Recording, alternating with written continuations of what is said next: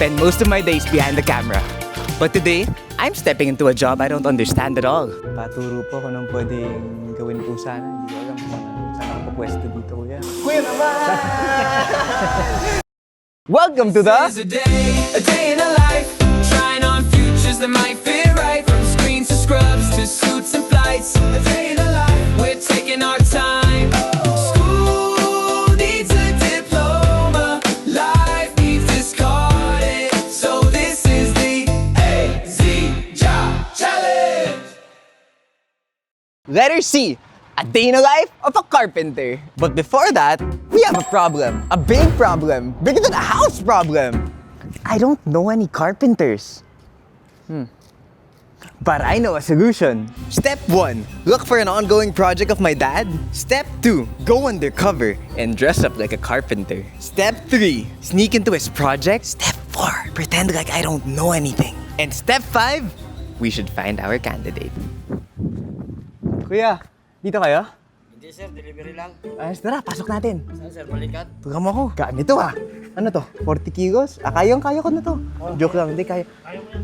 Teka lang. Okay, kaya ko na to. Magakas ako. Ano yan? Bitawan niyo na. I made it inside. I don't know what I'm supposed to do.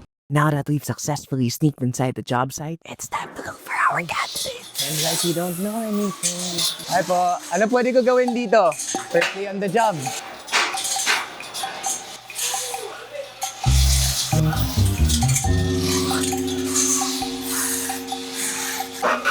We found our candidate. Itigan tayo kung mapansin niyo tayo.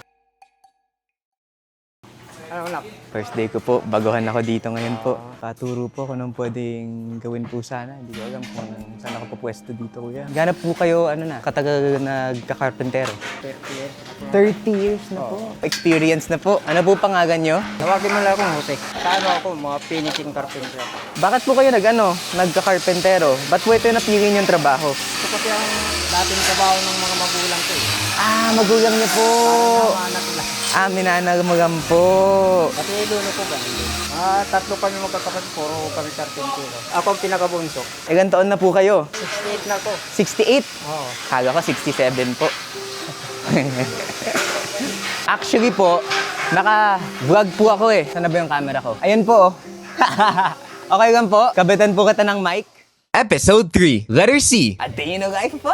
Carpentero. To become a carpenter, we need to be equipped with the right skills.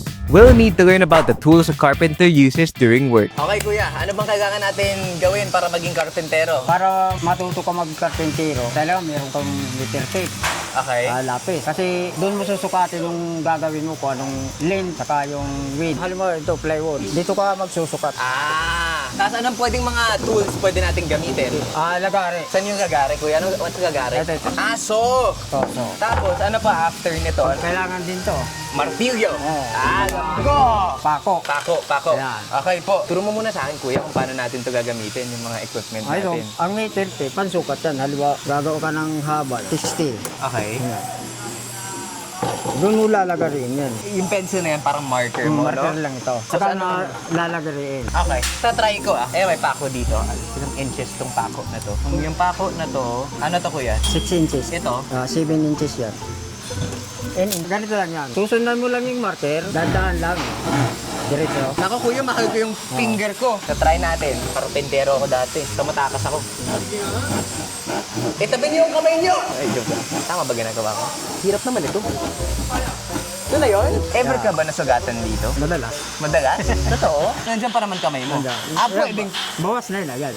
Kuya naman! Sa aparato yan. Saan? Dyan, sa aparato. Sa aparato pa? Oo. Pero pag dito, wala.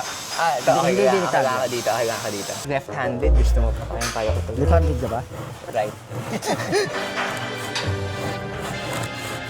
Parang hirap na hirap. Hindi ako hirap dito.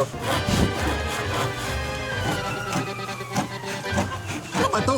Hirap naman ito. Hindi ako hirap dito. Ganyan talaga sa umpisa. Tama, first day pa lang naman tayo eh. Ito kuya, paano ito gamitin? Pag magbubuo ka na, Paano yun? pwede mong... try mo. Actually, magaling ako dito kuya eh. Baka tayo pumasok. Lulusot to? Ganyan talaga yan? Ikaw nga, sample nga kuya. Pagka hindi ka talagang marunong. Expert na! Now that we've learned the basics of being a carpenter, it's time for the challenge. We're gonna build our own furniture. We have 3 rules. Rule number 1, build a chair in 15 minutes. Rule number 2, I can ask help from Kuya, but it'll only be for 2 minutes. And rule number 3, if I complete the challenge, I will pull out Kuya from work and treat him on a shopping spree. Timer starts. Okay, ready na? Oh, ito Kuya. Muna to. Oo. Tapos, ano gagawin ko dito? Lalagyan mo ng sukat. So we start with this first. Ma-measure ko to. So ito, 10 inches. And then ito, 25 inches. Yung height. And then ito, 25 inches. Ito, yung height natin. Yung width natin. Yan. Okay, ngayon, gugupitin natin to, no? Pero kailangan, 4 yung ganito. I-measure ko muna to lahat. Ano, okay na itong mga measurements ito. May 2 minutes ako na pwedeng gamitin. Kung lang maghiwa nito, kuya.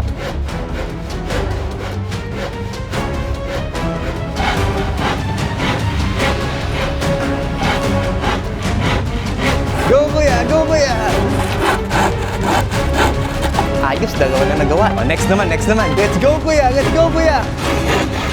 Okay, kuya, i-mix up ka na sa 2 minutes, kuya. Time is up ka na, kuya. Ako na. Ako na gagawa, kuya. Go, Roscoe! Teka lang, mahal ko yung pa ako. Kaya yan. Kaya! Kaya! Ay. We have 3 of our plywoods already. Ngayon, hammer kailangan natin. Yung mga pako, ito na yung mga pako. Okay, pagdikitan natin sa kasi isa't isa. Ilan minutes na tayo? 11? 11 minutes? Wait lang. Ako gagawa nito para sa paglabas natin mamaya, kuya. Kaya ka to. Alam ko ng result, no? Eh, what if nagawa ko siya ng maayos? Ay, wait lang yung oras natin. Next naman, ito na. Kapit na to. We have 13 minutes left. Isang minuto, isang ganito. Tumutugan na si Kuya. Sanay na ako. Last minute, sakto na to.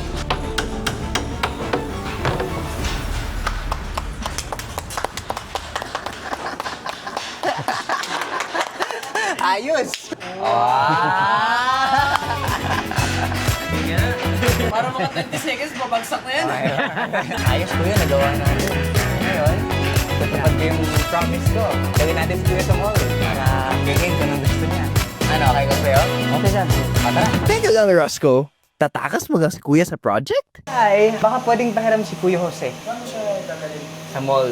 Ano gang, bigyan ako damit, patos, pagkain. Tayo balik mo lang siya before 5 kasi may service. Before 5, rush kami sa mall, babalik namin siya kagad. Okay lang po? Okay lang. Thank you po. Kuya doesn't know this yet, but I'm gonna give him 5,000 pesos to buy anything he wants around the mall. Alam mo na ba yung ano natin, trabaho natin dito? May bago tayong project. Kailangan ka ng karpenter. Nasa isip ko, bigyan kita ng budget. Ikaw na bahala, pumili ko anong gusto mo gawin sa budget na yon. Basta yung budget mo dito, 5,000 pesos. Okay po sa'yo yun? Ano yung mga nasa isip mo, bibilhin mo? Ilaw na ba? Pasalubong lang sa mga apo ko. Ano po, lalaki po, babae? Babae. Ah, babae. Mahirap pa nagaluhan yun. Hanap ka po, ikaw na bahala. Pwede na mga ganito. Isang gusto niya mga ganyan, mga pig. Ako naman ako yan. Okay, tara. Pag natutulog yun, lagi nang tatabi ito. Mabuti naman po. Okay, sige. Bayaran na namin to. 5,000 minus 450. Oh, next po. Ano po gusto nyo? Ganyan, kung anong Eh, ikaw! Para sa'yo yan, hindi para sa akin. Ano ba kailangan mong pagatan na equipment po? Okay, sige, tara kuya, ikot pa tayo. 228 naman to kuya. Dito tayo sa marketplace naman. Meron ka pang 4,320. Huwag ka mahiya, kumuha, kuha ka lang. Kano yan? 59 pesos. Sige po, shopping spree mo yan po. Kuha ka lang na kuha. gustong gusto niya ng... Yan, kuha lang. Mga gatas po. For 3 years old. Pwede 3 years old and above po. Oo. Pero 800 po to. Hanap tayo mas mura-mura. Yan din. Ayan, sige go po. Para sa inyo po. Okay, 127. Budget natin right now. Dito po, mga pang self-care. Ito, lotion po. Mas hanap tayo mas mura. Ito po, 200. Ganyan. Yan, chips. Ano paborito mong chips? Yan. Sige, kuha ka pa? Okay. Tama na. Okay na to? Or dagdagan pa natin? Tama na. Tama na to? Sige, bayaran na muna natin to. Tapos hanap tayo ibang pupuntahan. Para sa asawa mo po, wala ka pong makukuha para sa asawa niyo? Eh, sa kanya. Ah, para sa kanya yan. Ayan, total natin. The grocery. Kaya mo pa? Bigasan lang natin. Hanap tayo damit para sa'yo. Ito po, mga polo shirt, t-shirt. Yeah. Yan. 300. Ito, bagay ito sa'yo. Pwede? Sige, kunin natin yan. Sige pa? To. Pwede ito sa'yo. Magkano isa? Dalawang 349. Mga t-shirt, mga ganito. Ito, small. 2 pieces na. Magkano po to? 279. Kakapusin. Hindi. Ano pa po tayo? 2,381 po. Marami pa yan. Ito naman po, mga pants, mga shorts, kung gusto mo po. Ito, pwede pang trabaho to. Ayan! Ano po size mo? Medium lang. 249. Paborito niyo pong kulay yung blue? 300 po. Pwede yan. Okay, ano pa po? Kuha ka pa? 250. Okay na po to? Oo. Solve ka na dito? Mga ganito, pinggan, plato, para sa bahay po. Ayan, tama, kailangan mo yan. 85 pesos. Ito kailangan natin. Ay, oo, kailangan mo yan. Kailangan ko yan. So magkano to? This is... Okay, 130 to. Ay, ako, wait lang kuya. Ano po yun? Page, anong page? Rosco Harvinia, subscribe. Oh, sige, ano? Sir. Uy! Parang maganda yung vlogging nyo. Maganda nga. Subscribe ko kita dyan. Rusco, Harvinia. Arbinia. Salamat po. Kumpletuhin mo na lang po yung mga pang grocery. Shampoo. Shampoo po. Okay. Shampoo, 127. Gusto niyo po, gawin na lang natin. Yung remaining balance mo na lang, bigay ko na lang sa'yo cash. Okay lang? Sige. Para sa Monday, iti-treat ko naman silang Tama. Pamimiritay ko sila. Sa Monday. Oo. Para sila naman matuwa. Sige. Teka, saan tayo papunta? Wala ba tayong checkout place dito? Doon pa yung checkout. Hindi ka to isa-shoplift. Parang ayaw ata ni ate dito ako mag-checkout Ito muna, sir. Sige, dito pala. Alam ko na kung saan mas maganda to. Vlogger Mas ba yan? maganda to kung ate kung dilabas ko na lang. Dahil dyan, hindi ko na ipapunch to. Oy! Magkano yung natira sa atin, bro? 1,046. Okay lang yan. Cash ko na lang bigay sa'yo, kuya. 2,301.75. Okay, sige, go. Okay ka po. Approve. Para kumasya sa motor. So ngayon, ano na tayo? Sakto 1,000. Ayos. Meron pang 2 pesos. May 2 pesos. 1,002.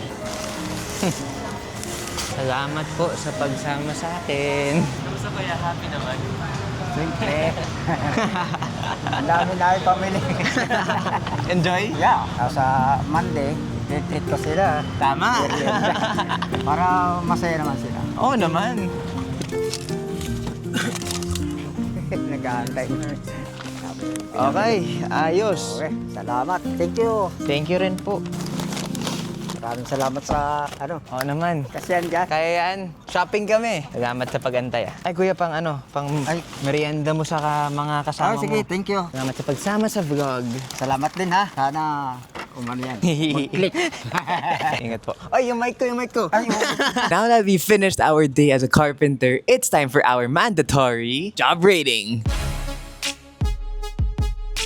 There are 3 important categories dito. Physical difficulty, mental focus, and would I do this long term? Now for physical difficulty, that's definitely a 10. Isipin mo to sila kuya, araw-araw pinubuwis na yung katawan na lang para lang makatapos ng project. Ako nung bata, madapa lang ako, papagalitan na ako. So kaya hindi mo alam kung gaano karaming sugat yung nakukuha araw-araw sa ginagawa. They have to climb buildings, they have to handle tools that are dangerous. They're also tasked to handle different things na hindi naman napag-aralan fully sa start. So yeah, that's definitely a 10. Ngayon, for mental focus, honestly, mas lamang dito yung physical difficulty. Mental focus for me, more on the physical aspect of mental focus. Hi, kuya! Gusto niyo mag-hi sa vlog ko? Hi kayo sa vlog ko, kuya! Thank you. So back to what I was saying, mental focus is harder based on yung focus on making sure na tama yung lines, tama yung materials, hindi ka masusugatan, and also following yung instructions na format. So I give that probably a 5 out of 10. And would I do this long term? Mahilig ako sa mga Legos, yung mga toys ko. Always materials ng mga tools. Again, I was really passionate with drawing growing up. Sa totoo lang, I'd give this a 7.5 out of 10. Ngayon, we're gonna meet with Kuya Jose. We're gonna ask him some personal questions. Let's go. First question natin, kuya. Ano yung pinaka-importanting lesson na natututunan nyo dito sa trabaho nyo? Pinaka natutunan ko dito yung simula ko sa hindi marunong hanggang sa naging marunong na karpintero. Sa ngayon, karpintero na ako. Mukha naman. Di ba, karpintero kayo? Itong question number 2. Kung papapiliin kayo ng trabaho na gusto nyo talagang gawin, ano yung pinaka-pinapangarap nyong gawin na trabaho? Ang gusto ko dati nung nag-aaral ko, maging isang automotive. Kaso hindi nga ako nakapag-aral ng dahil tapos sa pira, yung parents ko, nawalan pa ako ng ama. Kaya nagtrabaho ako para yung nanay ko, masuportahan ko na nga. Suportahan naman siya. Oo. At least suportahan mo. Na anong specific part ng automotive? Nagagawa ng kotse? Gusto mo ba yung nagmamaneho? Gusto ko mechanical para makatulong din ako sa iba. Kung ako natuto na. Katulad ng pagkakarpintero ko ngayon, natutunan ko, ibinabahagi ko sa kanila. Parang parehas na rin naman siya, di ba? Oo. Parang ganun na rin na. Ito bahay, gusto mo kotse. Parang least nagagawa mo pa rin gusto mo. Pangatlong tanong, last question. Sa buong course ng pagiging karpentero mo, ilang taon ka na nagkakarpentero? More than 40 years na. Sa buong course na yon, ever mo ba naisipang maghanap ng ibang trabaho na kaya ko pa itong gawin. Pipiliin ko na ganitong trabaho na to. Ever mo ba naisipan yun? Hindi ko na inano na ibang trabaho pang dahil dito na masaya na ako. Yun lang naman, kuya. Sa araw na ito, salamat sa pag-interview mo sa akin. Ikaw naman, ano bang natutunan mo sa trabahong ito? A day in the life of a carpenter. Today, you experience a different kind of work. A job that teaches you the value of money. You learn that privilege is something to be grateful for and something that should be used properly. Good job. So, you think it's for you? You know what?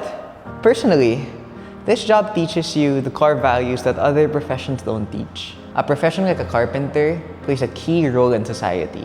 Without them, places where other professions start won't even be possible. So is it for me?